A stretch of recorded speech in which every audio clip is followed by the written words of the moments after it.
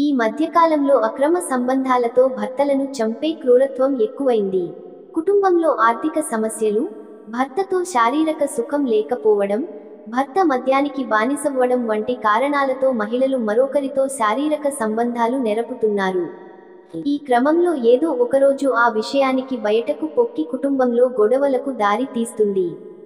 దీంతో అడ్డుగా ఉన్న భర్తను హత్య చేయడానికి కూడా వారు వెనుకాడటం లేదు. భద్రాద్రి కొత్తగూడెం జిల్లాలో అలాంటి ఘటనే వెలుగు చూసింది. అక్రమ సంబంధానికి భర్త అడ్డుగా ఉన్నాడని భావించిన భార్య ప్రియుడితో కలిసి మద్యం సీసాలో పురుగులమందు కలిపి భర్తను అంతమొందించింది. భద్రాద్రి కొత్తగూడెం జిల్లాలో వెలుగు చూసిన ఘటన వివరాలను పాల్వంచ డీఎస్పీ సతీష్ కుమార్ బుధవారం మీడియాకు వెల్లడించారు. పాల్వంచ టౌన్ పోలీస్ స్టేషన్ పరిధిలోని పేటచెరువుకు చెందిన పుట్టల నరేష్ గత నెల 1న మృతి చెందాడు. కాగా కొడుకు మృతిపై అనుమానం వ్యక్తం చేస్తూ అతడి తల్లి పుట్టల చుక్కమ్మ పోలీసులకు ఫిర్యాదు చేసింది. కేసు నమోదు చేసిన పోలీసులు పేటచెరువు శ్మశానంలో పూడ్చిపెట్టిన మృతదేహాన్ని వెలికితీసి పంచనామా, పోస్టుమార్టం నిర్వహించారు. కేసు దర్యాప్తులో లభించిన ఆధారాల ఆధారంగా ఇద్దరు వ్యక్తులు గద్దల సాంబశివరావు, తాటి నరేష్ను పోలీసులు అదుపులోకి తీసుకుని విచారించారు.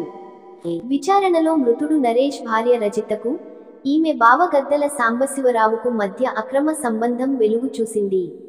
ఈ నేపథ్యంలో తన భర్త పుట్టల నరేష్ అడ్డు తొలగించుకోవాలని రజిత, సాంబశివరావు ఇద్దరూ కలిసి పథకం రచించారు. స్నేహితుడు తాటి నరేష్ సహాయంతో ముందస్తు పథకం ప్రకారం పుట్టల నరేష్కు మద్యం బాటిల్లో పురుగుల మందు కలిపి ఇచ్చారు. ఆ మద్యం తాగిన రజిత భర్త అస్వస్థతకు గురై చనిపోయాడు. అయితే నరేష్తో పాటు అదే మద్యాన్ని సేవించిన పెచ్చెరువుకు చెందిన బొజ్జా వెంకటేశ్వర్లు ఆరోగ్యం కూడా క్షీణించింది. అయితే అది మద్యం మూలంగానే జరిగిందని అందరూ అనుకున్నారు. కానీ అసలు విషయానికి తెలియడంతో నిందితులు గద్దల సాంబశివరావు, తాటి నరేష్, పుట్టల రజితను పోలీసులకు అరెస్ట్ చేసి రిమాండ్కు తరలించారు.